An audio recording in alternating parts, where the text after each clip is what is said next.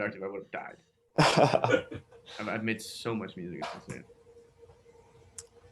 Yeah.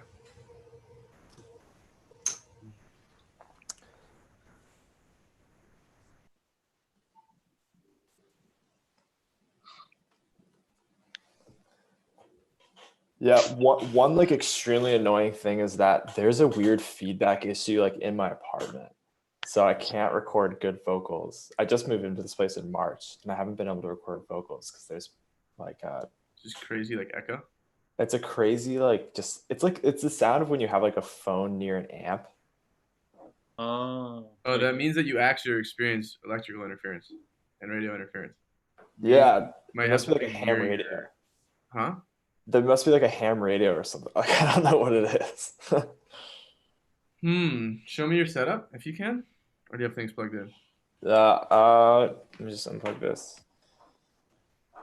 And the weird thing is, I don't think it's like my room because I took like, it happens with my camera when my camera mic is plugged in. And I took it like outside of my apartment onto the street and it was still an issue. Oh. Yeah, I so do. You're turning your phone off? Yeah, no, without the phone on me and everything. Wow. No, yeah, it's crazy. I have zero idea what it is. Do you live next to a cell phone tower? Right? Dude, I don't know. That's so frustrating and peculiar. Yeah, but I'm going to get a new place in June, so. Where are you at now? Park Slope. Nice. Yeah. Nice, dude. Where are you at? I'm in Bushwick, really Ridgewood, edge of Bushwood, I call it. Classic, nice. Ridgewick. How do you like it? It's cool. It's a little far, but it's cool. Sure. Yeah. That building's kind of amazing. Like, I can make so much noise and no one's ever complained. That's nuts. That's amazing. I can't go past 10 without like, yeah. Oh, dude. Yeah. I'm lucky. Not respect. That might be the only thing that keeps me in this apartment when that lease renews. Oh, what's up, dude? Hey. How's it going? Hi there. Welcome. Did you submit a track? I didn't. I can. Do it. Okay. Yeah, submit a track. Which email am I sending it to? Send it to hello@343labs.com. Okay. And I'll get it over to Justin right away. Okay.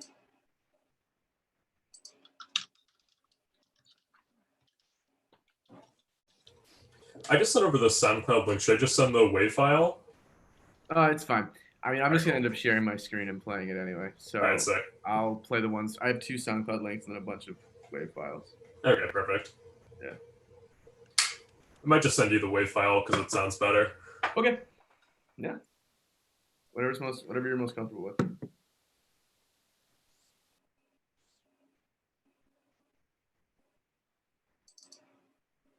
Number 2, what instruments do you play? I play guitar mostly. I have a piano. I have a drum set that I'm like learning to play, and then I randomly have like a ukulele that I barely play. Sick. But yeah, mostly play guitar and sing. How long have you been playing guitar? Let's say like maybe about 6 years. Nice. Yeah. Nice. Who are some of your favorite guitarists? Some of my favorite guitarists? I don't know, because the thing is, it's like I didn't necessarily grow up listening to like instrumentalists. It was mostly just listening to like your Whitney Houstons, your Aaliyahs, and things of that nature. And then like my brother was really into like underground rap music. So like there's like a little bit of Dipset, G-Unit before 50 Cent was even a thing, Lloyd Banks. I'm a little bit all over the place. And then like 90s R&B is like a big deal for me too. Oh, cool. Yeah, so I mostly tend to sing like acoustic R&B type of songs. All right. Yeah, my file is taking a while to upload. That's all good. Thomas will send it over when it comes through. Yep. Thomas, should we get started? Or? Yeah, let's start Or- it up. So Meryl just sent me a different version of the track, I believe. Right. So, Probably Evan, did you start send a with- link or a file? File. Okay, what's yours called? Dumb on it. Dumb on it. Okay, cool. I Yeah. got it. All right. Well, so Thomas, the best way to do this, I'll just share my screen. Yep. Wanna play Share it? your audio, share your screen. No. Similar to a class experience. Cool.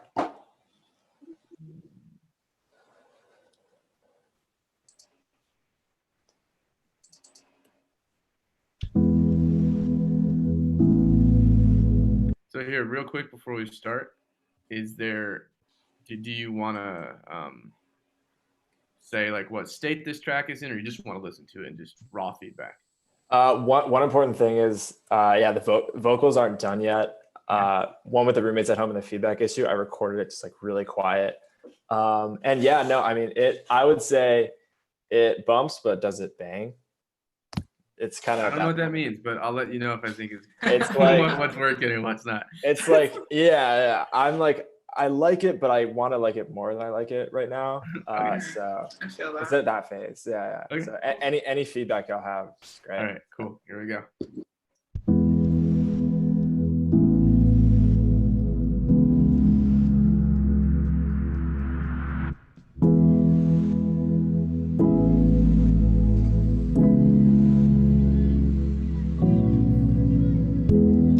We made out outside of a ramen place, and it was our first date, and I didn't know you yet.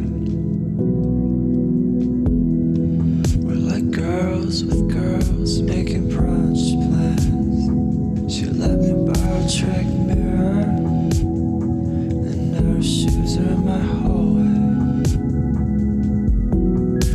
Waiting in love, it's nice in New York, so we drank wine on the fire escape. I can't stop, I'm down on it. We smoked a cigar outside in the garden, and I weirdly like that. I can't stop, I'm down on it. I miss the fuck out of you.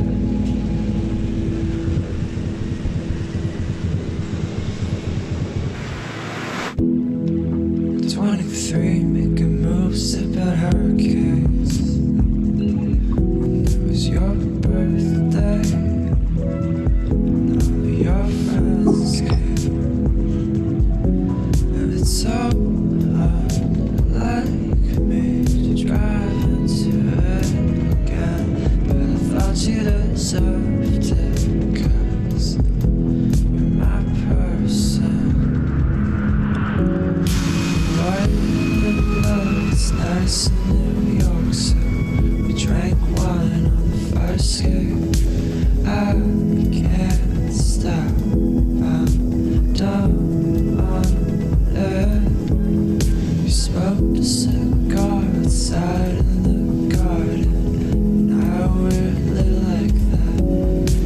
I can't stop, I'm down on it.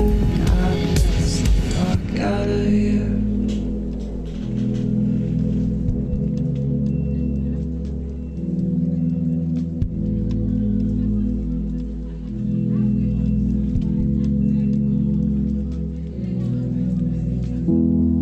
We made out outside of a ramen place, and it was our first date, and I didn't know you yet.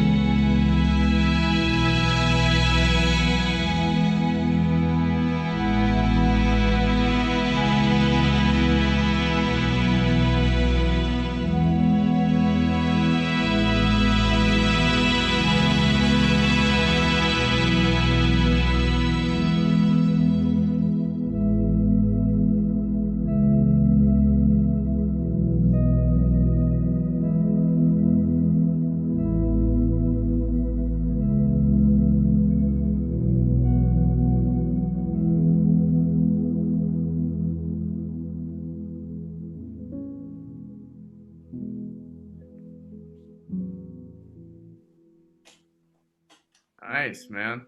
Thanks. I like that. Thanks, y'all. That felt really nice to share. Yeah, it felt nice to listen to. Just out of curiosity, Thomas, is the way these sessions work, is everyone's giving feedback, or am I specifically giving feedback first, or how's it? We can structure it however, unless there's a specific way that we do it. Actually, everyone gives feedback on how you give feedback. This is how it's been working as of more recent. So you will be giving majority of the feedback, Justin, as the host, and then we can give feedback in like the chat. It's typically how it works. Just like with a bigger session like today to save time. But you know, you're welcome to give some verbal feedback as well.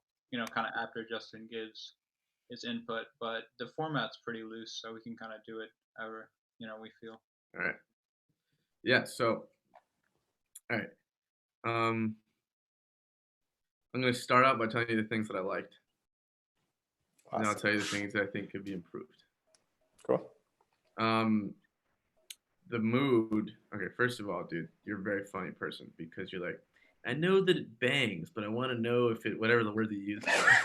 And like, this is the most like relaxing thing that you could have shown. Like, so chill, you know? I was like, oh God, here we go. I was like waiting for it to explode. It was just so relaxing the whole time. I was like, okay, so it doesn't bang. It's a good thing. This song should not bang. It's not a bang song. Relaxing stuff bangs, just in a different way. All right, cool. Well, all right. So the chords are phenomenal, really great. The musicality of it is very strong. I think, in particular, I loved the space that you created, the little bits of noise that were coming in and out, the atmosphere, that was nice. I actually think those can be raised a lot in level. What is this just like purely like what was the processing that you did on this when you submitted it? Is it just a mix, or did you put a limiter on it or something? Or Yeah, no, and there's nothing on the master except EQ, and then I haven't touched up everything, so I think some things are compressed and some things I haven't really touched yet. Okay, yeah. Yeah, I would just bring out the atmosphere a little bit more. The vocal recording was actually kind of effective. I know maybe you didn't want it to be, but like that, you know. But I actually think that it's so intimate and authentic the way that you performed it, and it should be way louder. Oh yeah. Vocals are kind of just lost in there. So just turn them up. You know, I don't even think it's a matter of re-recording. I actually think they sound fine the way that you recorded them. Then I would also say that those violins that come in are super nice. I would love to hear those earlier. Interesting. Yeah, I don't know how. I kind of wrote down like I was writing notes on my phone the whole time. I wrote, can those violins come in earlier? So I don't know if they can, but you know, if you can figure out a way to, I think that even if it doesn't have to be the same line, but the suggestion, tease them a little bit. The one thing I will say is that tonally, the chords are phenomenal. I really wouldn't touch the chords at all. Like leave those; they sound perfect. The drums are a problem, particularly the snare. I think the snare is just like it's very uncompelling. It feels disappointing compared to the tonal palette that you've created. I'm just being brutally honest here. Like it sounds like like a splice sample or something that you just slapped on.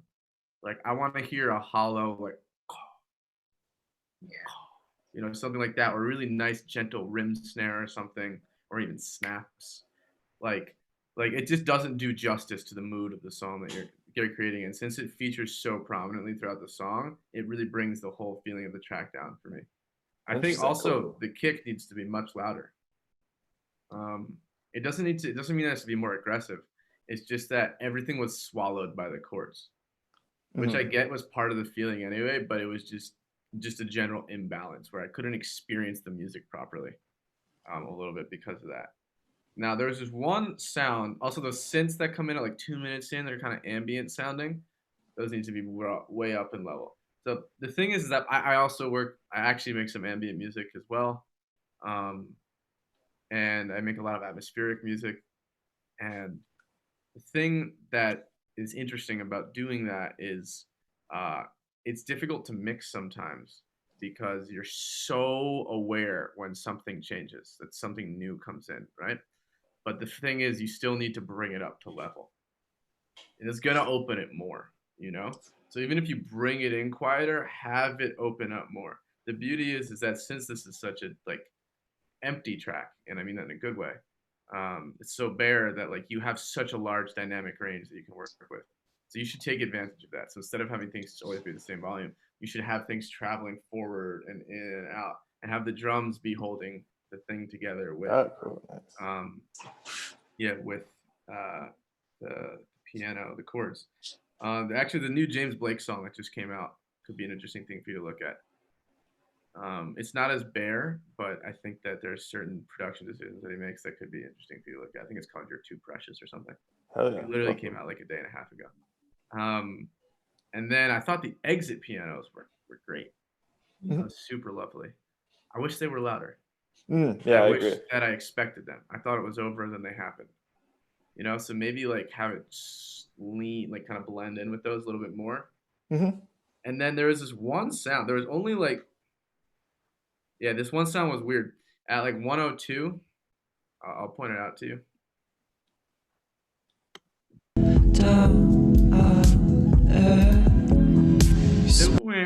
I was like, what the fuck is that? And it's not because the idea is bad. It was because it's out of tune. Very out of key. It was like extremely dissonant. Like I think it was a diminished fifth interval, which is like it's not a fun one for this type of music. And so like it full on sound like a tritone. So like I would try to tune that if you can. And I would also maybe put a lot of reverb on that. So the one thing is that like, I think the other thing you could do with this to really take this to the next level is take advantage of the fact that there's so much space. Don't like fill it up constantly, but fill it up at different points in time with different things, you know?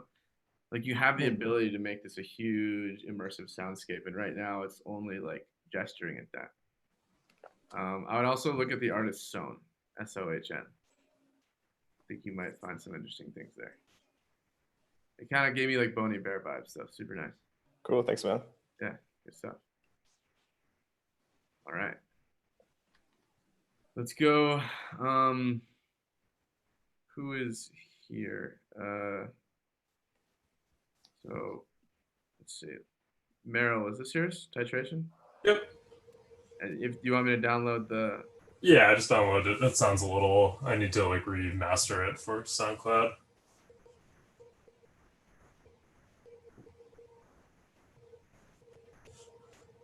Yeah, there should be a wave in there. Sorry, my internet just bugged out, so sorry about that.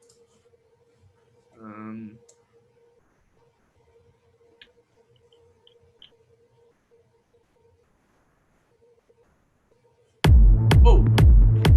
Okay. All right, now I'm prepared. Yeah. This came out of nowhere. It's downloaded. Okay. So yeah, what do you have anything you want to say, or do you want to just go for it? Yeah, I think it's like this. It's not quite finished yet. Like I think it's getting there, but it's like in that last like 10% range where it's like maybe needs like one or two more layers and like a bit more mixing, and like I'm just kind of like struggling to get it from like that last, you know, the like 90% to like over the line of like something that I could release. But cool. Yeah, that's why I'm here. So awesome. One Right, quick there we go. question before-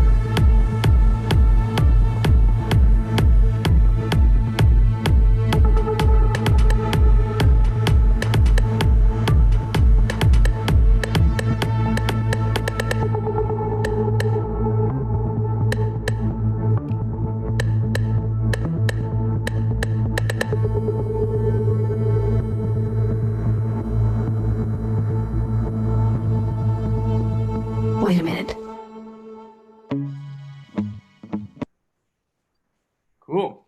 That was intense. Okay, so first of all, all your synth production and sound design, spot on. Sounds Awesome. really good, man. The 303 style synth sounds fantastic. Like that acid stuff. The pads, for the most part, sound very colorful. I think the arrangement is pretty much there.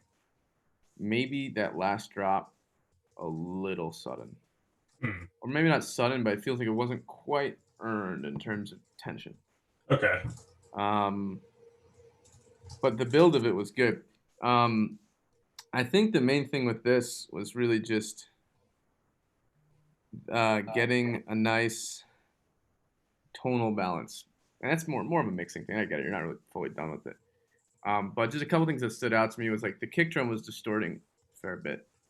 Like in a bad way though, like not distortion as an effect, but like distortion as like a negative artifact in a mix. So that's just something to have a peek at. Not quite sure what that was. Okay. But it sounded like it probably was just some sort of basic clipping somewhere in a plugin, but wasn't sure. Similarly on the kick drum. So the low end of the kick, the sub activity of the kick is great, but it's extremely hollow. And I know that sometimes techno, like has the that style of kick where like it's more like the transient resides up high, and then like it releases this huge surge of energy down low. But the thing is I still think that there was some thump missing at like 60 hertz to 100 hertz. Like just a little bit of body to just like not make it feel so thin. Because that's the thing is that the kick is very thin sounding. Yeah. So the other thing that you can do would just be like make a little bit of a cut at like a wideband reduction at 2000 hertz. Would probably smooth it out big time. But then I would also boost at around 100 probably. Okay. Maybe 60, but probably 100 just to give it that body. And yeah, I mean, like the hi-hat sounds were a little bit like overly hissy, And so I was noticing, you might have noticed I switched into my headphones just to try to kind of hear what the mix was sounding like in there. Yeah. And it was just like a little bit hyped. Okay. High frequency wise. So I think that like the energy is there. And I think you're going to get more energy out of emphasizing warmth and roundness in this type of record than with the high frequencies. But creatively, all the stuff is on point. I really do think that. The one thing I also was going to say was that the breakdown at 303, like 3 minutes or so, it's just a little like empty sounding. And I get that that's the point, obviously, right? Like you took away the kick, it's going to sound empty. But it still felt like, I don't know if you high passed the pad or something, but like it was just thin sounding. I think it could be more full. Like, I think if you just like whatever it was that was there, gave it a little lift at like 180 hertz or something, or at around 200 hertz, just to give it more body, so it sits on top of something a little bit more. It doesn't have to be even a bass; it can just be in the synth itself. But yeah, man, musically it's cool. It's good. I think that I like the synth play that you were doing with adding the octaves and stuff, and that was great. And again, the texture on the synths was spot on. Awesome. I love that like Daniel Avery square synth in the beginning and stuff, and then very good stuff. Very good. Thank you. Yeah, absolutely. All right. What do we got next? So let's have a look. Okay. Let's pull up Nefertiti's track. Just real quick, I don't know your name. Here, let me. No.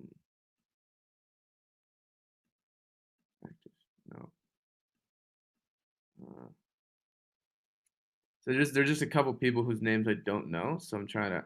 So who's wearing the blue-ish headphones? Yes. Yeah, it's me.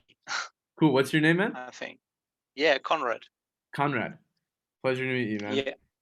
And what's the name of your track? I sent the track Libertarian Waffle. Sick. Okay, I just saw that. Perfect. We'll have a look at that one next. Sound good? Okay, right. Yeah. And then is that who's got the Soul Sonic poster in the bottom, I think? That's me. Yeah, a little crazy feedback there. Like I'm doing it on my whatever. I'm Marco. I sent in I Wish. Okay, cool. Awesome. Sorry Good for to the know. feedback. Awesome. All right, so we'll go with Nefertiti's, and then we'll jump to Conrad's, and then we'll go over yours. Okay. Haïti, c'est pays, moi remets en pile.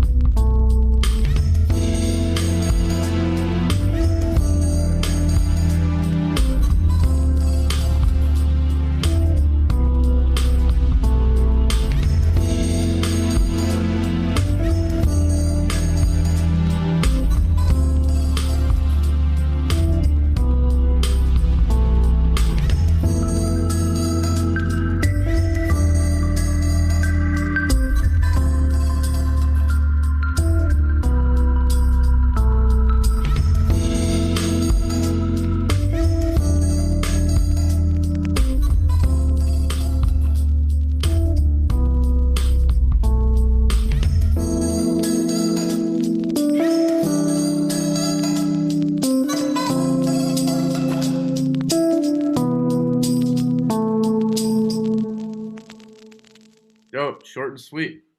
Yeah. All right. Yes, first of all, vibe, super on point. Very nice. Thank you. Super relaxing, super chill. Also, like the sample in the beginning is great. I was actually expecting, I was almost like hoping it was gonna be this like. Yeah, I actually took that sample off of one of the vinyls that my mom has because we're Haitian. So that's the music that I grew up listening to. But I don't know what chord progression modes that they play in. I've never been able to like replicate like the exact sound. So that's my way of like incorporating the culture that I grew up in. Yeah, no, I love that. Let me hear what it sounds like again. Yeah. Haïti, c'est pays, moi remets en pile. That's cool.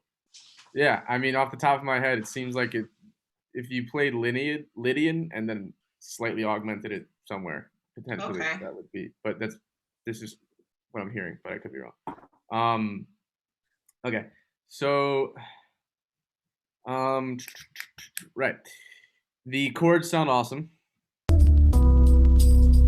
The vinyl stuff is cool. Might be a little loud. Okay. Just a tad loud. Like it almost dominates the speaker.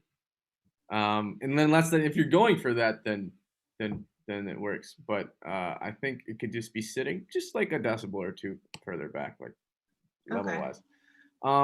The main thing here that I would say is like on a tonal level, like I don't really have any musical. First of all, it's also very short. It's just kind of like a beat. And I think for what it is, it's exactly what it needs to be. I would like to maybe hear a little bit more like, I know you said you play guitar and stuff.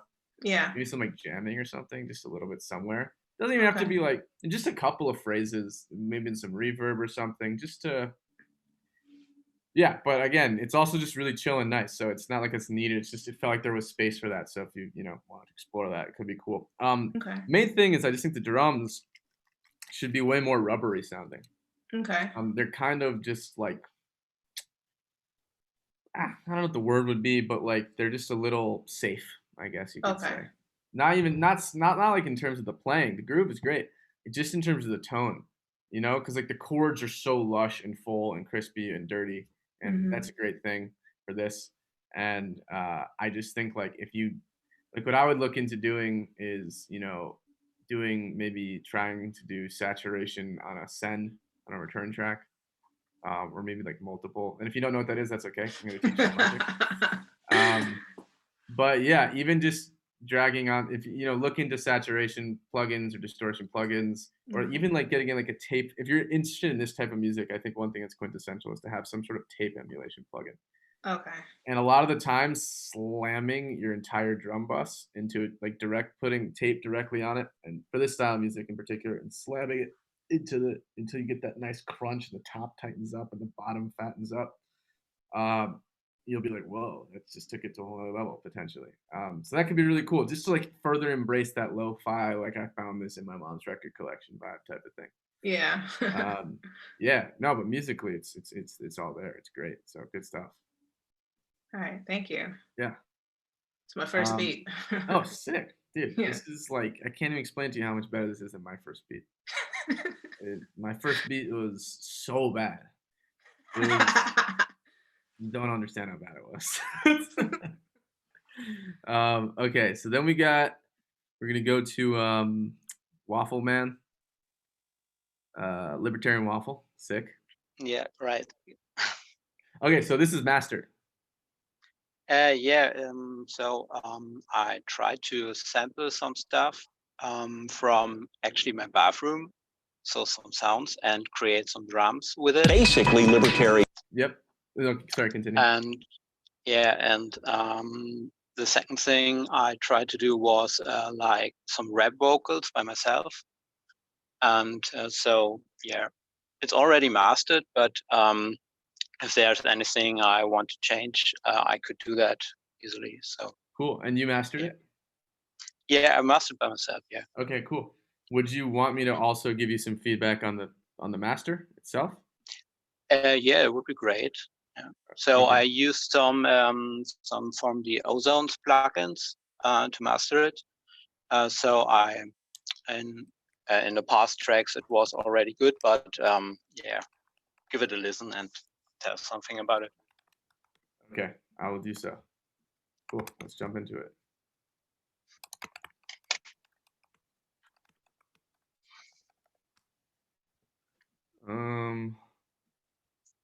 Basically libertarian rules. Private property, free markets, individualism. You do make it by your own effort, by your own activity. So here we go again. I don't pity you in vain. All you geezers here in charge, lift your plastics to the stars. You love to hear me pray, nothing more for me to say. Just get down on your knees, came to retract all your fees. You've been evil, go ahead. Evil deed and evil word. Took the brat from our lease, waiting where you for your feast. Golden access, golden car, another greenback for the char. Water bills in your post, all of this for the fuss. Whitey, whitey, work hard for the money, money, run. Whitey, whitey, fear to lose that money, money, catch. Whitey, whitey, hold it close, your money, money, quiet. Whitey, whitey, I'm so sick of your money, money.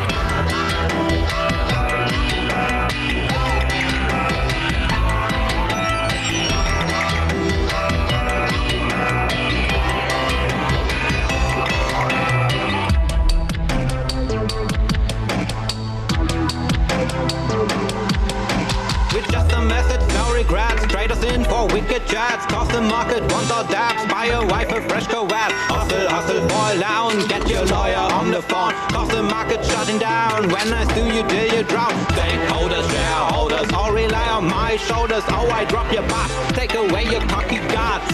All the money for your splurge don't save you from the purge. All you people sing with me. Hang that fat cash from the tree.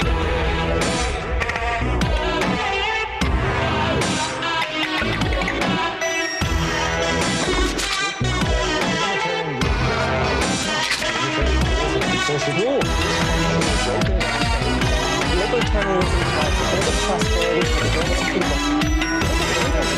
Now is the resident to get out of the way of people and let them achieve as they want.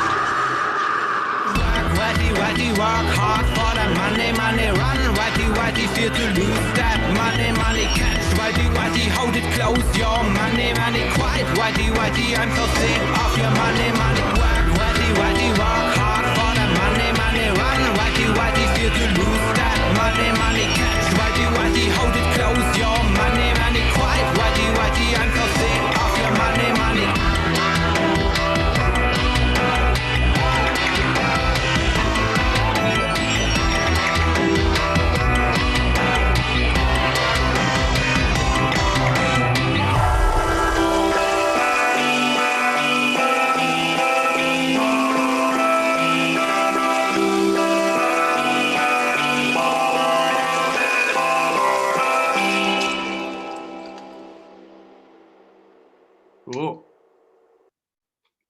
Okay, so very first thing, gotta turn the vocals up so much more. Okay. I can't understand anything you're saying. Like, and it's Okay. not because of the way you're speaking. It's because they're just too quiet in the mix. So I Okay. need this to be so much louder because that's the focus of the song, right? Is like what you're saying. Yeah. And it seems like you're actually trying to say something, like fairly meaningful. So I would definitely want to hear those vocals be a lot louder. Also, like the mix. I don't want to say the mix, but I mean like the production itself. I have to say it's like very busy, but you've done a good job of making everything kind of like blend together into this one kind of crazy like psychedelic haze. So I have to commend you for that. I think that there's not enough low end. Okay. Like it felt very thin. And so the thing is that like it lacked like thrust with the energy. I don't know if that was something you tried to adjust the mastering or the mix, but in general, I pretty much on all your tracks I've noticed there hasn't been enough punch on the low end. Okay. So a lot of that I think just comes to do with like if you're using samples, and one piece of advice I could give to just everyone is if you're using samples that you've downloaded from the internet, especially, don't EQ out anything from the bottom. They've already been engineered to be perfect. So Okay. So I would highly recommend not making cuts at the low end because there are actually not problems down there. And when you cut, you take away bottom and you add kind of phase artifacts, which will stack up across time. But so yeah, anyhow, yeah, I mean that's really like my main comment. Actually, I think the arrangement of it is good. Like the flow between that kind of kooky, like almost horn style motif thing that you have going, and then back into the lyrics. Arrangement wise and structurally works well. So I again, really my main piece of feedback is turn the vocals so much louder. Like for this type of song, the vocals you almost want them too loud. Okay. You like almost want them like make them louder than you think they need to be. Okay. Yeah. So about the low end, how do I turn the low end up so that it's more thick? What can I do about it? Yeah. I mean, yeah, I'd have to monitor it a little bit more with some metering, but my guess would be you could first just put in a shelf at like, let me hear it again.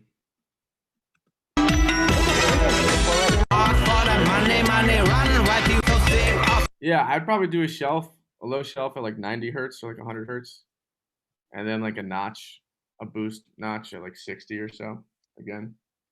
Okay. Yeah, I mean, it's interesting. Like the bottom 100 hertz give the song so much weight, and if it's missing, it just feels like it never fully gets going. Yeah, outside. Yeah, so just that's something to look into. And then like maybe just I would probably if you're in the mastering, I would just put like a multi-band compressor from like 1,000 to 3,000 with a fairly fast attack, Okay. just to try to grab some of the busyness and just make it calm down a little bit more. But Okay. that's not quintessential. That's just something I also noticed. Yeah, but good stuff. I think you could also probably have a nice wide boost at 500 hertz. It could use a little bit of just inflation, maybe somewhere between 300 and 500 hertz. Yeah. Okay. Yeah. Yeah. Thanks. Thanks a lot. Absolutely.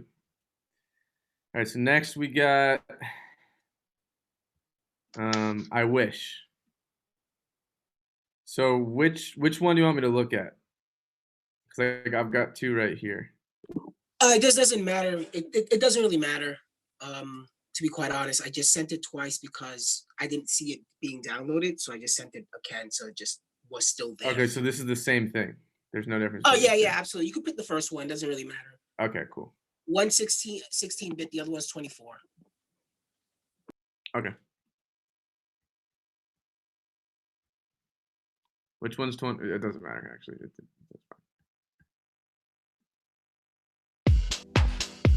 Okay, cool. Now, what's like? Do you have anything you want to prelude this with, or you just want to jump right in? I'm sorry. What did you say? Do you want to like prelude this with any like? Is this a work in progress? Is this done? Sure. No, this is finished. This is pretty much all finished. I'm just looking for just feedback and just overall feedback, nothing specific. But yeah, this is finished. It's not mastered. It got sent out to get mastered already, but this is pretty much what the final product is going to my mastering guy. Okay. So if you hear anything here that you want to change, would you take it back to the mastering guy? Yeah, I mean, if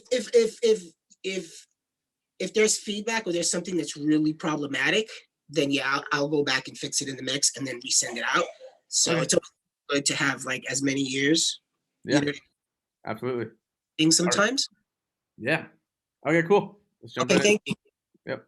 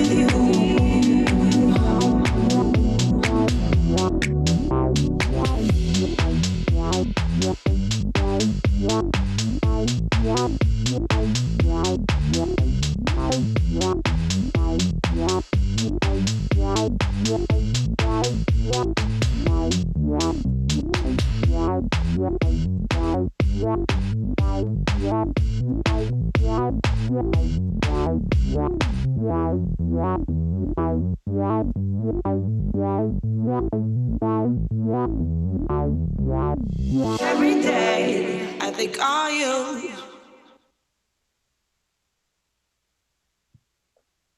All right, cool.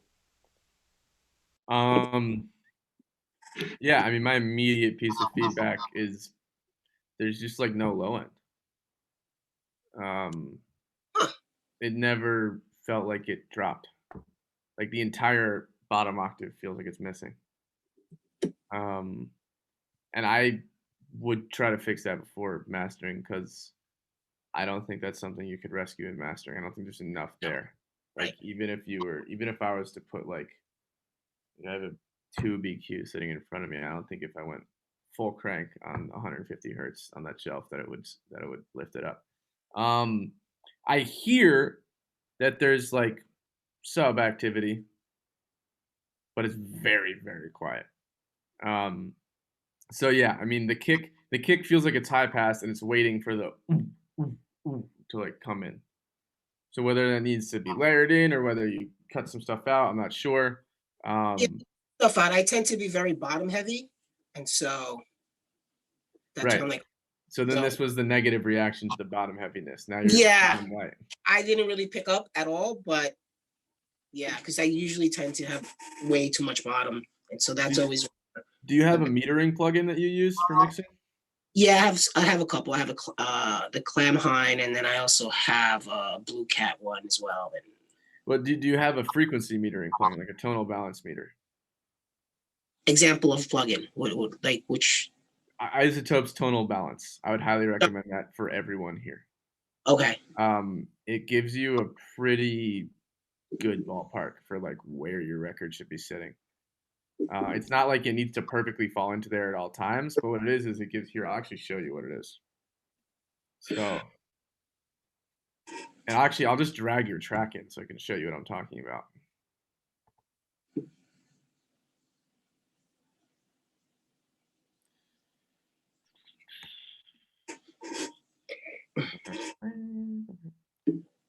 So, if I pull this into here, then I put on this plugin from Isotope.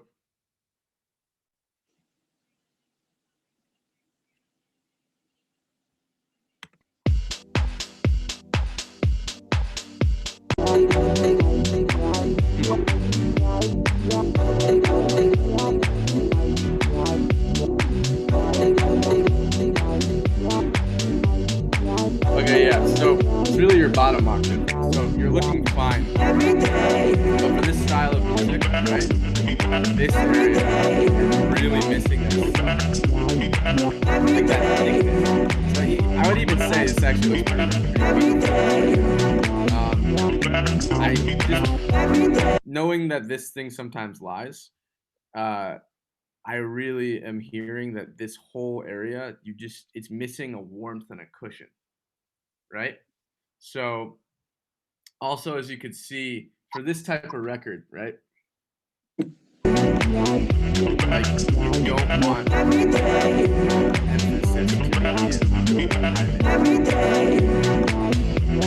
to what that means is that that's the most prominent part of the song, right? But it looks like that. So here, let me just so you get a sense of what like a dance record typically looks like in that thing.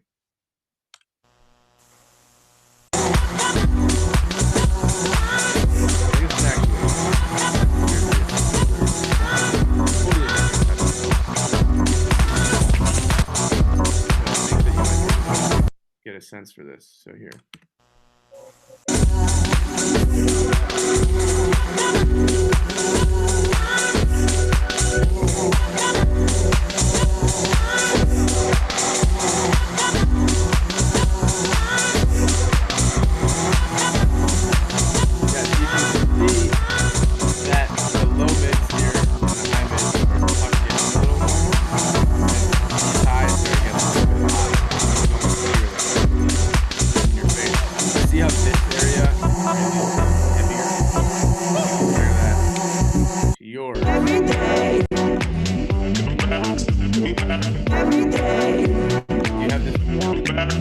hear every day, you hear loud sound. every day. So that's kind of just contributing to this feeling of thinness, right? So yeah, I mean, yeah. The other thing, also, just leaving that aside, is I would try to take those vocoders and put them out wide. I think that could add a nice dimension to the track. Do you have any Waves plugins? Yeah, I have like most of them. Do you know R bass? Yep, that's on the main vocal, not like the throws, but it's on there. But it's like not doing like a lot of compression. It's doing maybe like. Well, no, R bass, not R. Oh, not Flux. I do have R bass as well. Yeah, R bass is awesome for this exact situation. I would take R bass and put it on a send for your kick drum or return track, or I would just put it directly on your kick drum, and I would put it on your bass. And literally, what it does is it just synthesizes bass frequencies, and it'll just fatten it up immediately. So yeah, it'll just give it that cushion, because all it's really missing is that little bit of cushion. Because I think overall, because what's happening is the track sounds a little bit thin, but it's really just because for our ears, the way that our ears perceive tonal balance is also a matter of what's not there. So if you get in that low end stuff, then you will, it'll feel like the record's more balanced anyway. Yeah. But the percussion work and like the arrangement and stuff it's all solid. And I like the kind of like the like dark jazz chord progression you have going on. Yeah. Cool. That's a quick fix, really. Yeah, it definitely is. But it's funny because like I said, I'm usually bottom heavy, so it's good to hear that there's not enough now. So yeah, no, absolutely. I mean, look, I would always err on the side of being a little bit too heavy than a little bit too soft. And this is just from the experience of mastering a bunch of stuff. It's actually not that hard to control low end as long as it's not eating up space in the mix. If it's just like a little loud, that's easy. You just slap on like a multi-band compressor and control it, and then I can add it back with EQ. But if it's too quiet, then what can happen is like the punch is just not actually in the record. And so if it's not there to begin with, it's hard to put it in. Whereas if it's too much punch, that can be controlled. Gotcha. So yeah. Okay. All right. Thank you very much. Yeah, you got it, man. All right. So what do we got next? Who's just joined in? Like we had David join us, right? Or is there anybody else? Oh, yeah. I just joined in at like 4:20, I think. Yeah, 4:25-ish. Solid. Do you have a track that you want to share?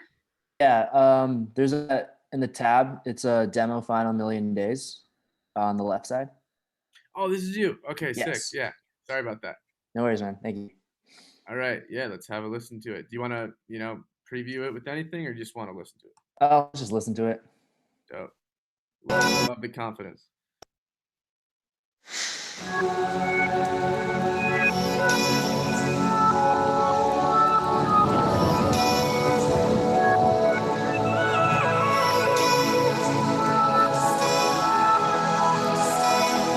I don't do this often, you caught me off guard. All of my friends said you moved out west. You tell me stories underneath sunsets. Could it be more than just one night? Kissing the cab ride, head turning left, right. Get a ticket for two to wherever you choose. Drinking some red out of the blue. You say my name with your accent, makes me remember how much I miss you. Hope you're planning to stay for a million days. You'll be my summer in December. Hey boy, trust my intuitions always. I'm not superstitious, I got lucky. Stole your heart and it was not for the taking.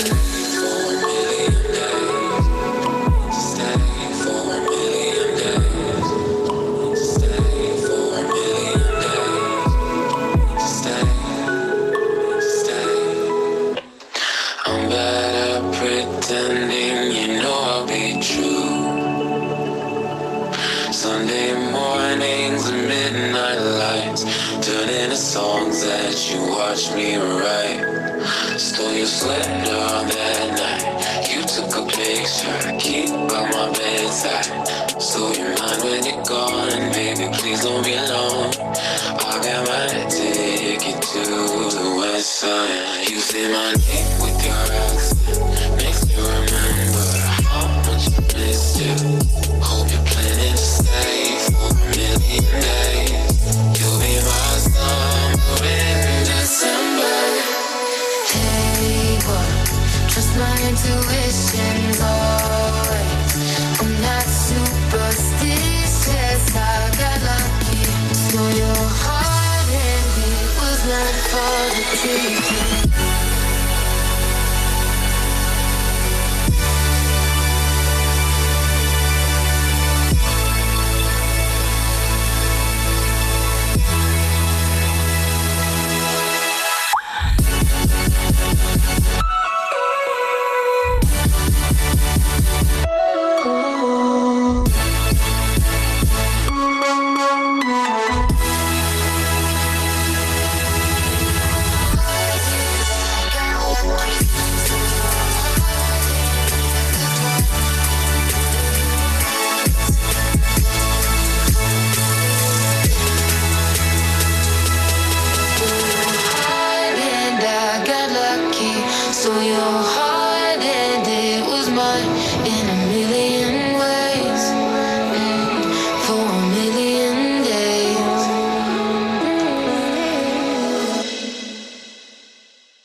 Awesome, man.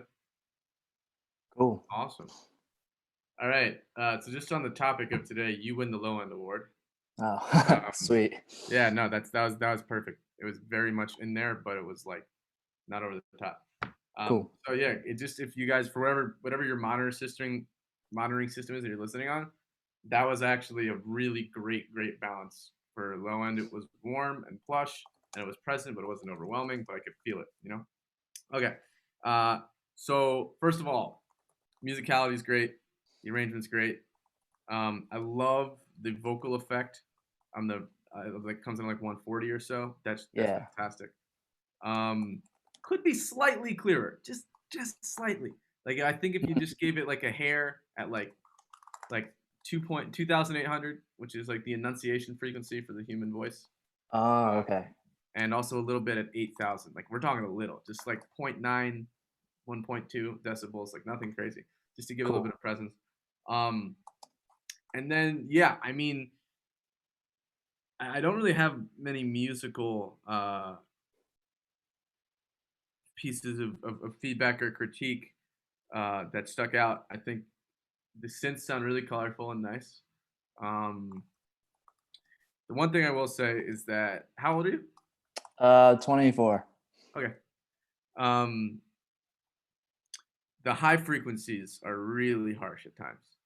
Got it. Okay. Really harsh, especially at the end. It was like full blast, like whoa. Yeah. And so the thing about that is, I don't know. There are a bunch of reasons that could be happening. Could be your monitoring situation. Could be if you're working on it for hours on end, you lose more and more high frequencies, so you keep boosting it up and boosting it up. Boosting it up. Yeah. Right. So here's the thing that's interesting. Like I was saying before, to the last guy, is if you actually reduce some of the harshness, you get back some of the low end even more. So EQ balance, like tonal balance, works like a pendulum. So the more that you have of one thing, the less that you have of other things. Got it. Vice versa. So your track will actually sound a lot fuller and rounder and more present, believe it or not, as weird as it may sound, if you actually reduce some of those frequencies that are really high, particularly on the vocal in the beginning. It's so breathy, and it's good. It's good. It's breathy, but it's over the top. It's like 13,000-ish or so, 12,000 or something is just like so much. Yeah, right? yeah. Now, it might be that it was just feeding that into the reverb, and the reverb was giving it back. But it sounded like it was on the vocal itself and on the reverb. So I would try to really tame that. And either if you had a boost, I wouldn't boost it. It sounds good. And if it's not a boost, then I would do a cut. Got it. Okay, yeah. Reverb. one thing that's really good to do is when I use tons of reverb in my productions, and it sounded like you used it on Ascend, which is a good thing. Yeah. So you want to roll off the high end on a reverb a lot of the time. If you're sending in material that has high frequency information, that's critical to it. Got The it. reason for Okay. that being is it will stack up really, really quickly, and it will draw the ear towards those high frequencies in a bad way, and it will actually confuse the ear. Okay. So basically, if you just put a low pass filter at like 10,000, maybe even 13,000, believe it or not, that alone will just make the presence of the high end cut through a lot more and make the clarity a lot clearer. Yeah, no, that makes sense. Yeah. Yeah. And then like I said, just that last part, the volume spikes in an intense way, right? Mm-hmm. Like yeah. Here. Not bad. It's good to have dynamics, but I think it got a little too loud. Okay. Just compared to the whole rest of the track, that's all. Just in terms of like, that was, how do I explain this? Like, it took me out of it.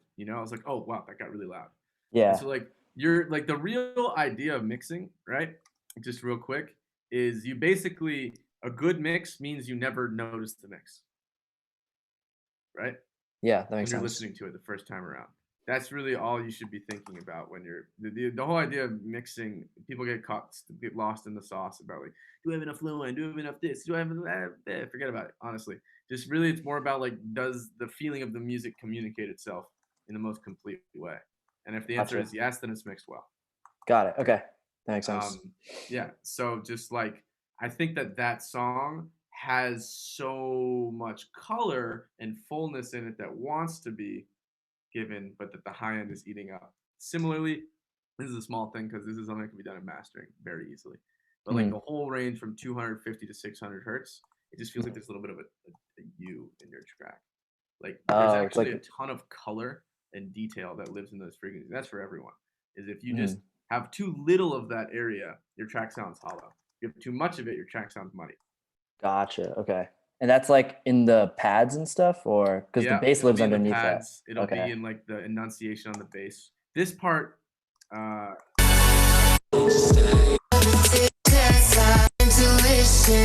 So your makes me remember. You see my hey, I'm not I'm better. But my bed's the west. I can't remember what it was, but there was like this kind of 16th note or 8th note bass that came in at some point, and that was like sort of starting to fill up that space a little bit. Gotcha. Yeah, I think that was in the build a little good bit stuff, after. Man. Good, great stuff. Cool. Thank you. All right. So, what else? Who else we got? What else we got? Maybe we could try Martin's. I see Martin's in here. Hey Justin. What's up, brother? Hey, something happened with my internet like when we were like the last 15 minutes from the class, so I just tried to fix it, but I made it worse. So so I said, oh, it's okay. Like, I will just check the last 15 minutes. Yeah, I noticed you had disappeared. I was like, oh, yeah, all right, peace. Because I went, yeah, I know. Yeah, I was like, oh, okay. All right, cool. Well, I'm glad to hear that you're all right. And let's I have yours on my computer actually. Yeah, I downloaded it. Yeah, one thing about it, like it's a recording I made like 1 year ago. It's basically a whole song finished. Okay. So what it needs is the voice, the vocals that I haven't recorded them yet, but like the guitar, it has like a static that I tried to record it. I don't know if it was a channel or something with the line-in cable or something, but it's like a static the whole song just when I play it. So but like for example, the one that I did for the homework, the guitar is the same guitar, but it didn't like make like any static or nothing. What kind of cable were you using? Do you remember? Let me see. I have it over here. Let's see. It's a live wire. It says. Can you show me it real quick? The end of it. Yeah. It's like this. I don't know if you can look. Okay, so that looks okay. Yeah, But it's my only basically like guess brand new would one. be that the problem was you accidentally used a balanced cable. Probably, yeah, because like I have the Focusrite, the Scarlett Solo. Yeah. So Yeah, no, the thing is that instruments, you need an unbalanced cable for an instrument. Yeah. I mean for a guitar. Or yeah, because I thought that it was like the guitar mix. No, But- so what happens is you get different impedance levels if you like there's a different impedance level between a balanced and unbalanced cable. And Mhm. so like with a synthesizer, you're not going to really hear a problem with that because they're kind of optimized where like there's a preference, but it doesn't really matter. But as far as guitars and basses and like electric instruments go, yeah, you're going to need you want to make sure you have a Yeah. instrument cable which is unbalanced. So that would be my guess, but sometimes shit just goes Okay. wrong. Yeah, so basically everything on the song, it's like I recorded it by myself, the piano, the guitar. There's like, I have to make another guitar. So I have to like make the whole guitar again to record the whole guitar again because of that static. So I'll just stick with it. And that's it. Okay, cool. Yeah.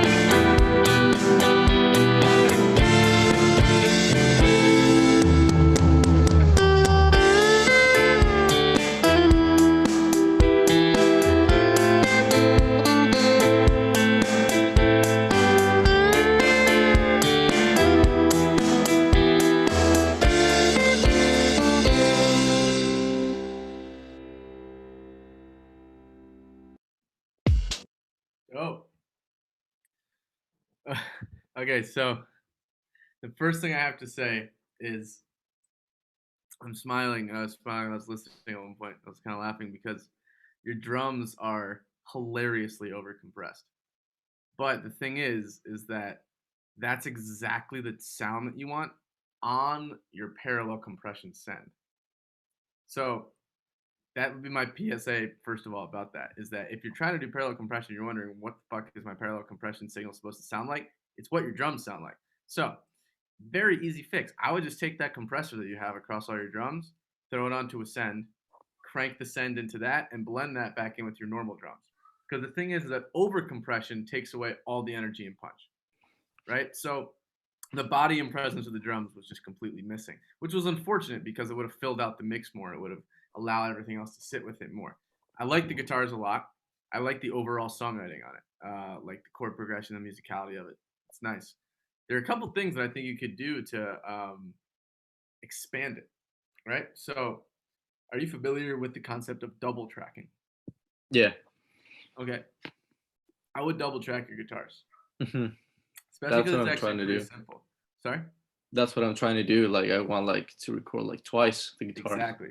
So you pan one all the way to the left and one all the way to the right, and then you get this really big guitar tone. I think that would open this up in a huge way. There could have been more bass. Yeah. Like volume wise. And just I think once you sort out the compression thing, that it seems like the drums actually are like pretty nice in there. But yeah, they're very overcompressed. Yeah. I recorded them like on electric drums. So I don't know. I think that's the original sound it came from, and I just put a compressor on it because it was like I wanted to make it a little bit louder. Okay, yeah, compression doesn't make things louder. Yeah, because when I put it, like it was a pedal. I put a pedal on it. A compression pedal. Yeah. So yeah. Oh, so it's in the signal. Mm-hmm. Oh, it's over then. You're never getting it back. No. In the mix, I mean. I didn't record. Yeah, in the mix. Yeah, so I can just turn it off. Oh, okay. Yeah, I would just turn it off. Yeah, okay. Really important though. Compression doesn't make things louder. So if it seems like it's making it louder, that's because you have the auto makeup gain on. Compression, literally what it's designed to do is actually turn things down. Mm-hmm. That's actually its sole function. So you can make things appear louder by compressing them and then turning them back up to the same volume. But in and of itself, never use a compressor to make something louder because that's actually the opposite of what it does. So that's just fun. That's just an important thing to be aware of. Yeah. But dude, I think I can't wait to hear what the lyrics are because I think that'll really, or like what the melody is of the lyrics and stuff. I think that'll really iron it all together and give it a better sense. But it seems like it's like I would say right now it just for the type of music that it is, it feels like it's in more of like a demo state. I think there's so much more you can do with the production in a good way because the music's there, Yeah, because what I want to do is like finish like to edit all the recordings or record everything that I want to put on, and then like just go with the mix. Oh yeah, then keep it going. The piano was nice too. Yeah, it took me like 1 week to record the whole piano. Yeah, it's good, man. It's good. Yeah. So yeah, I think if you just get the double pan, double track guitars, pan them out wide, have the piano sitting in the middle, the drums, the bass up in the volume, and then like you'll be good to go. Yeah. Okay, good. Thank you. Yeah, good stuff. What's up, Katie? Hey, how's it going? It's going. Good. I was wondering if you were going to show up. I thought there would be like a ton of people, so I was like, oh, I'll come fashionably late. Oh, well, you're definitely late. I've never been to one of these. How does this work? Does everyone like? Yeah, they sent in their track and I've been playing them and I'm just roasting everyone. I know you I'm can. Kidding. I'm just giving. I'm giving. Martin's was great. Nice job. All right. So yeah, do you want to prelude your song with anything, or is it just? So originally I was gonna make it a trap song, which is kind of funny because I was like, the whole concept is like how all the single people in quarantine are gonna think everyone looks like a snack by the end of this. So I call it Midnight Snack. Okay. And then I have lyrics, but I'm like the opposite of for Martin. I'm like, I haven't done any of the compressor shit or anything. So it's like, yeah, you're gonna roast it. Let's just No. I'm here to provide constructive criticism. But yeah, so that's the prelude. All right, cool.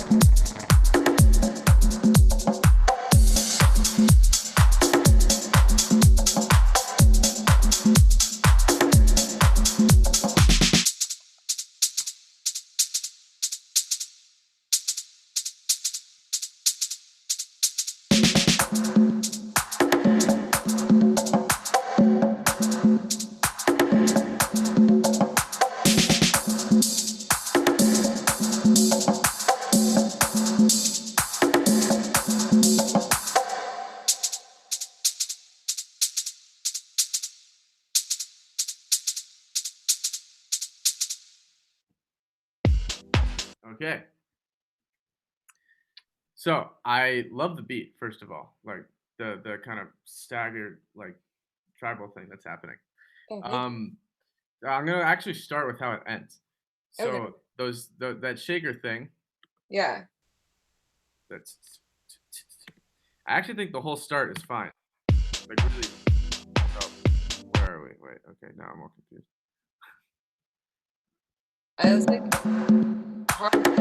sounds good.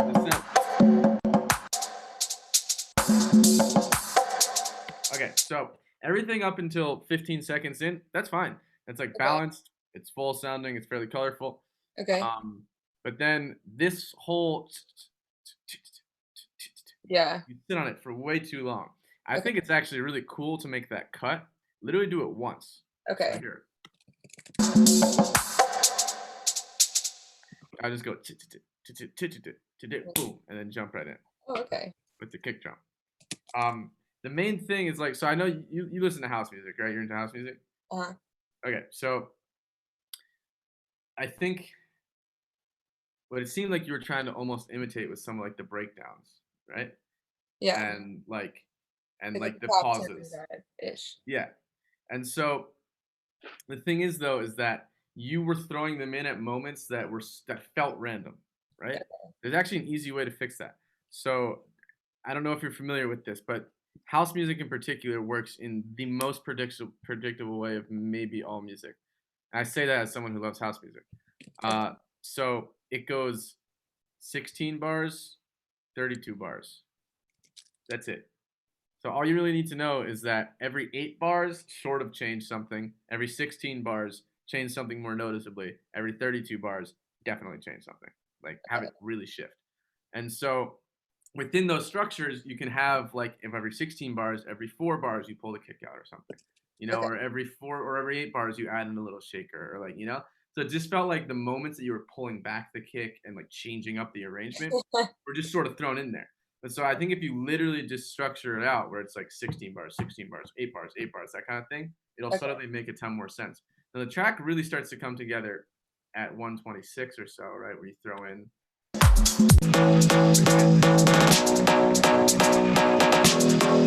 like I wanted that so much earlier, that melody. Okay. Like what? Like a minute? Or I guess I'll try restructuring it and bring it back next time. Yeah, I'd bring it in fairly quickly. Just because the song in and of itself is so short, so you have a minute and a half of only a beat, and then like just this little snippet of meat, right? If it was a sandwich, then you have 2 massive loaves of bread and a little teeny thin piece of salami right now, right? So you want to like even out the balance of the sandwich. Okay.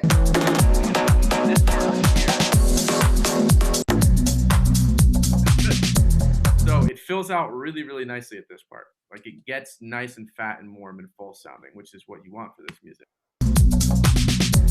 But then you pull away the energy with the high end stuff. So like the beat, the rhythm doesn't have enough logic to it right now, right? So like the most important thing in house music is establishing thrust and like propulsion with the rhythm, but also creating like tension. Like what you really want to do with the rhythm is you want it to be so thick that whenever you take something away or add something, it really changes the feeling. It either slows it down or speeds it up in terms of the intensity, right? So the thing is that right now you're adding and subtracting all willy-nilly in a way that's like actually too chaotic. It's too quick. Yeah. So I'm not able to keep up with the changes in rhythm. Okay. Right? So what you want really is a prevailing rhythm that basically stays the same in intensity for most of the time, but then you can lift it up or pull it back at certain junctures, right? And basically when you start adding more things, when you add that low end bass, you should really make the beat be more, you know, you add in this little shaker thing, but then that goes away. Yeah.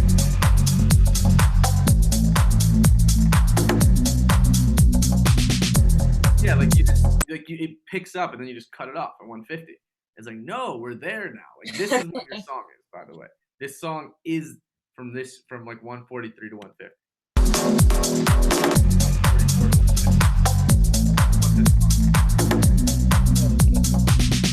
Like that's what your song should be. Is that chord progression with the stuff on top. And I want you should try to restructure it and focus it on building it around that. Okay. Because the beat, like I said, that stuff's fun. That works, you know? Yeah. Okay, thanks. This is so helpful. For sure.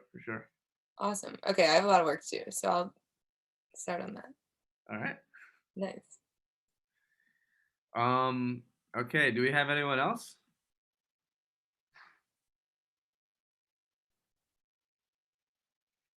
I think we got through most of them. Did Marcom have a track to play? Did we do this track?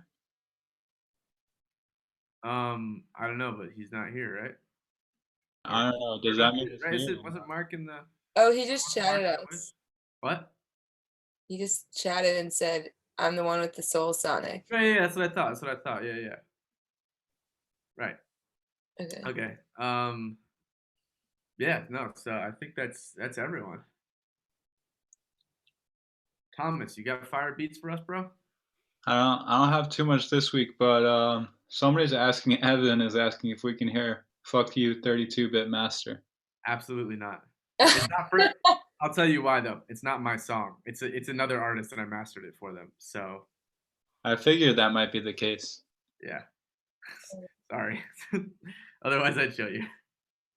So we do have a little bit of time here. So maybe, I don't know if Justin wanted to play something you was working on, or maybe we could do a couple questions for Justin. It's really up to everybody to decide. Or we could end early. What about your America song? Is that coming out soon? We'll see. Hopefully. It's stuck in my head randomly. Like I'll be like, America. That's good. No, I actually my new project is my first single is coming out in 2 days for the new project. Whoa. Hell yeah. Congrats. And then I have a 3-track EP coming out on May 11th, which I'm very excited for. And then probably probably start of June, I might do a single, and then hopefully get the record signed and get the whole album out. Yeah. Yeah, sick. Congrats. Thank you. The Man Inside song is the one that's been stuck in my head, dude. I'm glad. Hey, man, I'm flattered that anything is stuck in your head that I did. That's always a good sign. Yeah, for sure. You guys get any big production questions you want answered or something? No? Then I'll tell Can you quickly talk about what was, I actually don't know, what's the difference between an unbalanced cable and a balanced cable? Good question. It's just this type of electrical signal. So here, I'll show you. This is a balanced cable. See those 2 black lines? Mm-hmm. That's balanced. And this is unbalanced. 1 black line. And you want unbalanced for instruments? Yes, absolutely, 100% of the time. For a guitar, for a bass, yeah. So the thing is that unbalanced. Wait, I'm forgetting my. Forgetting here. Which one has a bigger dynamic range? I think balanced has a larger dynamic range than unbalanced. But regardless, it's not something you need to concern yourself with, to be perfectly honest. It's more of an audio engineering thing. Just know that like if you have a guitar or a bass, use unbalanced cables. If you're going into your speakers, use balanced cables. Generally, they'll tell you on the back too. Any piece of gear that you own, you can look up and it'll tell you whether it's a balanced or unbalanced signal. But, Synths, what do you use typically? Sorry? Your synths, like synthesizers? I use unbalanced cable. The reason for that just being is that I actually end up running a lot of things through guitar pedals. So it's just, you don't want to go balanced.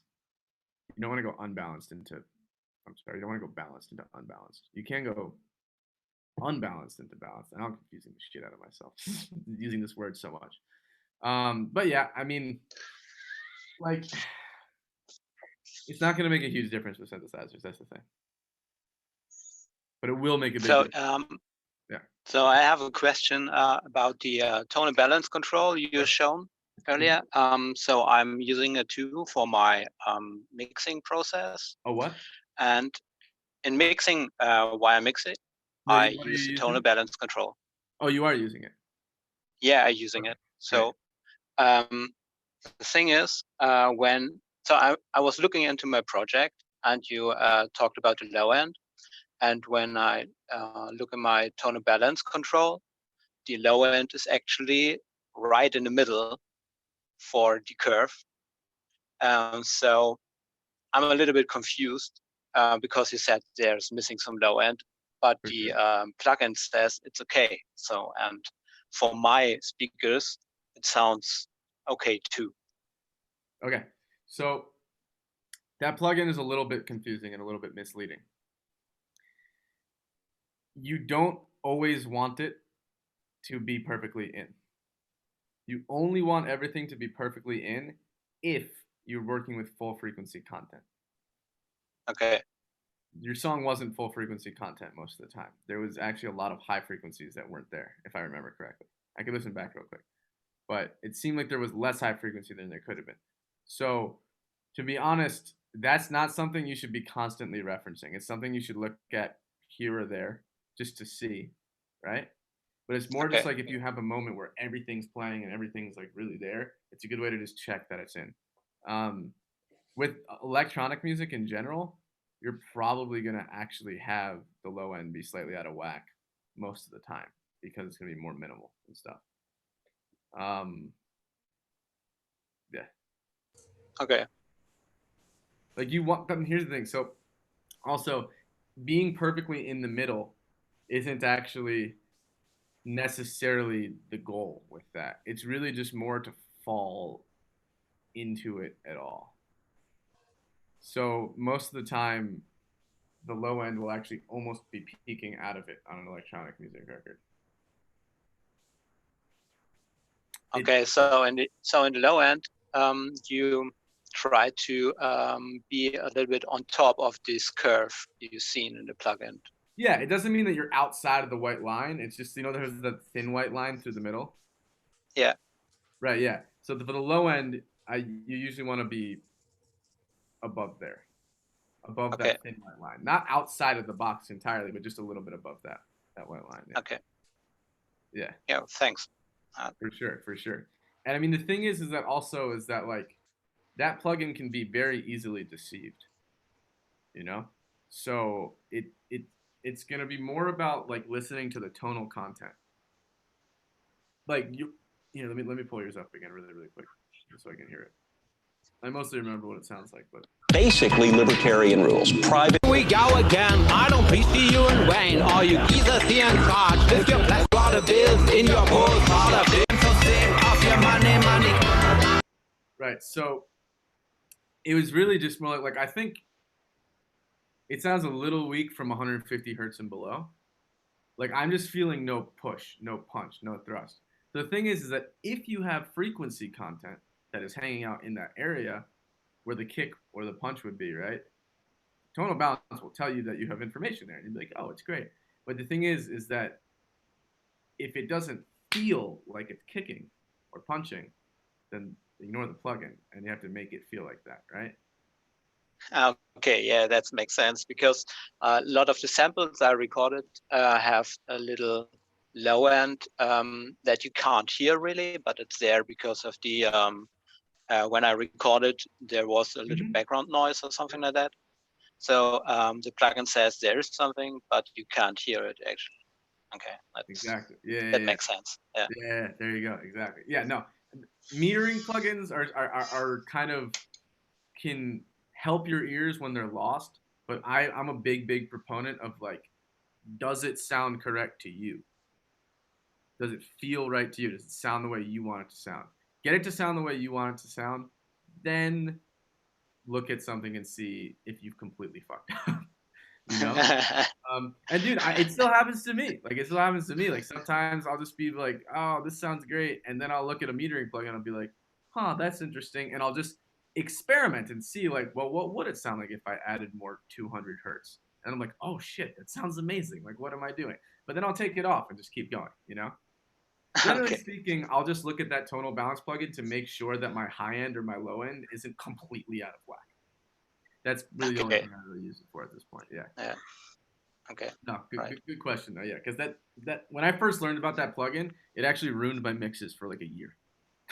Because I was like, oh, why isn't it always in here? And then someone was like, oh, it's not supposed to be. Like, so it's kind of misleading. Yeah. Okay. All right. Yeah.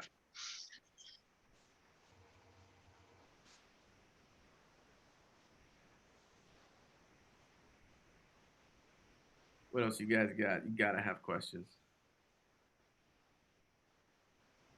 Do you always like create your song or compose your song in the same way? Like, do you choose like drums first? Like, do you have a formula that you like prefer? No, I absolutely don't. Okay. Sorry. I make music in so many different ways, so many different angles. Part of the reason I just get super bored if I do it the same way every time. Yeah. Inspired. Yeah, I don't know. I actually, I will say this from experience. If I'm making a house track, I try not to start with the drums. There's something about that that's just, I find, even though it's easy to make a beat or something, it's just like the beat should always follow or complement the rhythm of the music itself, as opposed to like being the central component of it, unless your goal is to have that be the case. And so like, a lot of the times what I'll do is I'll write a bass line first for house music, or I'll write like a chord like melody, or like, you know, chord stab groove or something, or even part of a beat, but like it's just one part, you know, like a like a syncopated element that is going to be like the theme of the groove. Just because I find if you make the whole beat, there's something about that that like, it's almost like, well, I basically have the whole thing. Let me just play around with a bass line, and then it's like, oh, now what do I do? Yeah. Yeah. I don't know, that's just me though. I'm sure there No, are plenty of people that do it. it's that answers it so well, because I feel like I've been so ADD about like how I've been building this, but also like adding lyrics. I just don't even want to start there yet until I have the beat, right? No, I wouldn't say that at all. It really depends on what like I compose in a very, I guess you would say, like pure way. Uh-huh. So I literally go at it from the angle that I feel the most inspired. So sometimes that means that I have my I it's like lyrics have come to my head and like melody has come into my head, right? And Mhm. so like I'll be like, okay, well, let me scribble this down. Not like record the final version or anything. Like that's not realistic. But I'll like record it into my iPhone even, or just like record a little quick take into Logic or Ableton, and then I'll start building around that because that's like the first thing that I have. So I just think whatever you feel inspired, whatever instrument or tone. Sometimes it's a tone. Sometimes I'm just messing around on my synths. I'm like, that sounds fucking crazy. Like, let me make a song out of that sound alone. You know? Yeah. Like that happens. Like a lot of times I'm just jamming on my guitar and I'm messing with my pedals and I come up with a groove and I'm like, whoa, this is like super wavy. Let me do something with this. You know? Other times it's just like I want to play with my drum machine. I want to make some weird ass kick drum or something, or you know, and then it starts with that. So it's just like wherever you feel inspired is where you should start. That's my advice. That's a great answer. Okay. Thanks.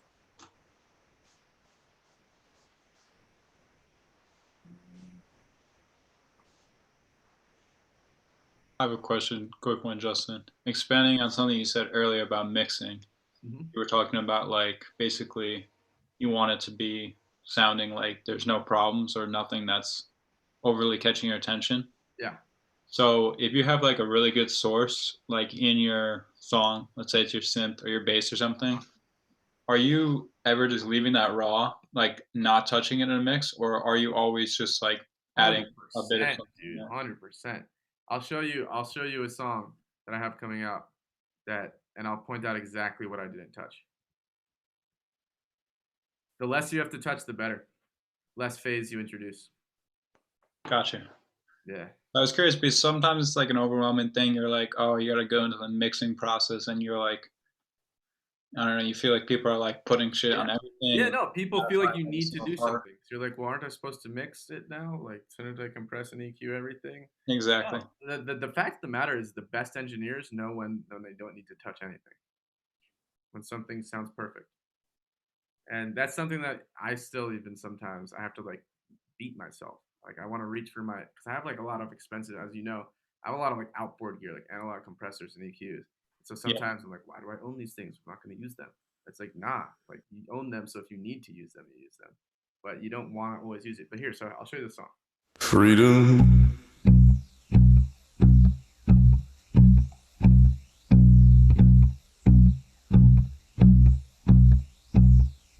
Freedom.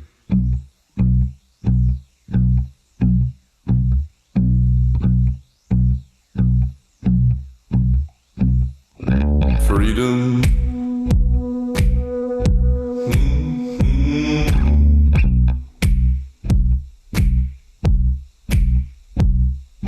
Freedom.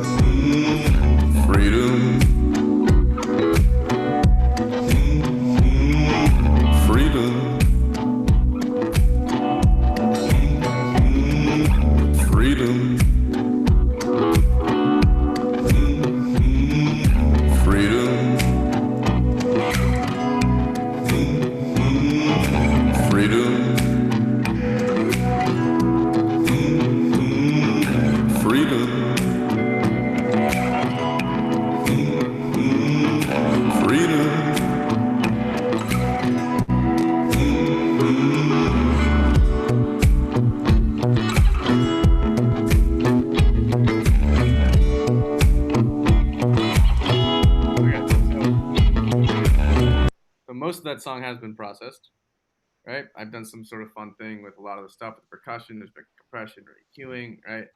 With the bass line, you know, it's live bass, so I'm not the greatest bass player alive, so, and even it's literally just one note, but still, like, sometimes, you know, need to even it out a little bit, this and that, blah, blah, blah. The guitars are moving all over the place, so obviously I did some stuff with that. But on this quote drop part, that bass stab that comes in, that's just straight up the synth. I never touched it.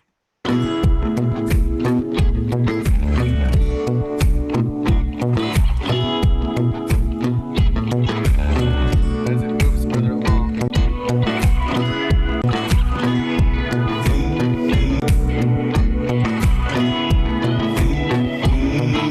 Freedom. It drops an octave right here, that little bass pluck. Freedom.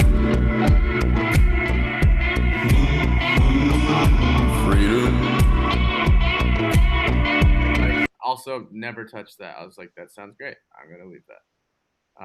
So yeah, I mean, not usually there's some little thing you have to do, but the ideal situation is you have designed a sound or recorded a sound so perfectly and so well and so ideally for your production that you don't even have to touch it. Yeah. There's definitely like it gets to a point usually by the end of a production that like there's something that I literally just only like EQ like 50 hertz out or something like that, you know, like something really random where it's like I'm barely doing anything. That's the ideal situation in all reality. Yeah. Especially if you're working with drum machines, analog hardware and stuff. Right? Yeah. If that's the sound you want, don't fucking touch it. Especially with analog hardware. Just like, oh man. The one of the biggest differences between analog synthesizers, analog drum machines, and like a drum sample or like a virtual synthesizer plugin is that the electrical noise floor is where the sound is contained partially.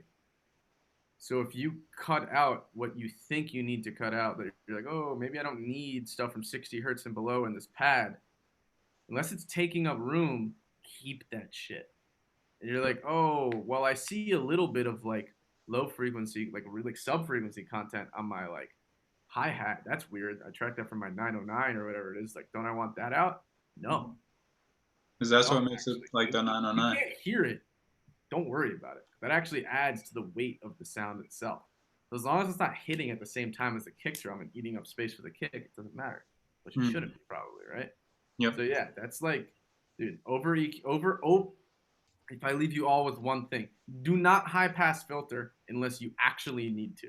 Unless you're like, oh, this is in the way of this. High pass filtering is the enemy of a full sounding mix. It really is. Problem is, everyone fucking always tells you, you have to cut out 30 hertz. You don't need it. You know, oh, you should cut up below 60 hertz, or oh, you should cut up below this, or well, you don't want your hi-hats below 500. You should cut them. It's like, don't cut it unless you need to. Trust me, every single frequency is necessary in every sound that you have. It just might be so quiet that you don't notice that it's there. But that's how you make shit sound unnatural immediately. Gotcha. So yeah, you really don't want to touch things unless they have to be touched. Gotcha. Yeah, that was like a big tip I got from you like over the summer when I started getting involved with school. You just said something along the lines of like keeping it simple and like making sure the source material's where you want it to be basically, or as close as you can get. And it's helped my production a lot. Like I just focus on each element, just trying to make it sound as good as I can, because when I came to this school, I was doing like a lot of productions that were super busy and like not happy with how they're sounding. And I just, once you said something like that to me, I was just like, makes perfect sense. Like I'm not gonna take this stuff that I'm already unhappy with how it sounds and make it sound good. You got to start with the best source possible. Yeah, there's a silly little saying that floats around the audio engineering community, right? Which is, even if you polish a turd, it's still just a turd, you know? So like you want it to sound as good as possible. It's really the same principle as like mastering. Your master is only gonna ever be a reflection of the quality of your mix. It can make it sound a little bit nicer, but like the potential of your master is directly related to the quality of your mix. So, you know, if you send out a fucking incredible mix that barely needs to be mastered, that's when you're gonna get something back that sounds outrageous. Because then the mastering engineer doesn't have to do anything other than just give it a little bit of love. Just the teeniest little bit of love, right? And the thing is that you almost want to view working with each individual sound as mastering that sound. right? So it also depends on what style of musician you are, what type of music you're trying to make, right? Because sometimes I'm building a tone. So sometimes I'm deeply, deeply engineering a sound. And I'm recognizing that, okay, I'm starting with this sound, but this isn't my end sound. So you have to understand that in your head also, right? It's like there's a difference between EQing for sound design purposes and EQing for mixing purposes, right? If I'm EQing for a sound design purpose, I'm saying I only want this to exist from 500 hertz to 1000 hertz, then yeah, I'm gonna have to put a bandpass filter on, right? Or I'm gonna have to really design that sound so it only exists right there. But if I'm just mixing and I'm like, well, that pad doesn't need to exist below 500, right? That's what I was once told. Fuck that. You gotta use yours. So I really, especially if you're getting samples, man, if you're using samples, you know my spiel on this, but like we're making I don't know, it doesn't matter, but we're involved in making a sample pack, some sample packs right now. And like I got the guidelines for doing it, and it was very eye-opening because it was slightly different from what I expected, but it was also almost exactly what I expected. And the fact of the matter is that almost every sample that you download is going to be processed and ready to use. And that's actually the point. That's the selling point of a sample pack is you don't need to touch this. So you really shouldn't touch it. That's if you want to touch things and mess around with things, source your own sounds. Like my kick drums that I use come from a kick drum module, come from my TR8 or something, right? And those aren't always perfect sounding for my song. And that shit I need to beef up and work with and process, right? And that responds really nicely to it because it's a raw signal that hasn't been EQ'd or compressed. But all of those samples that you get have been compressed out the ass. And they've been EQ'd in a very offensive way most of the time. Yeah, well, that's why I like Splice so much, honestly, right now, especially for the genre of music I like to make, is like you can find some really hard-hitting drums and just put them in a drum rack, and a lot of the times that's really all you need to get it banging, you know? Yeah, like you guys should never feel guilty if you find a sample and it works perfectly.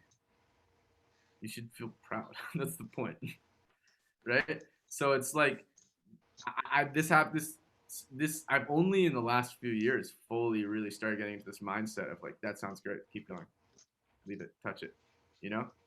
Like I made a whole song in one day, like a few weeks ago, like the whole thing start to finish, and I was like, do I need to do more? It's like no. Done. You did it. That was great. That was quick and easy. And then another song took me 2 weeks. You know? So it's just one of them was so like here, this song, the drums have not been touched.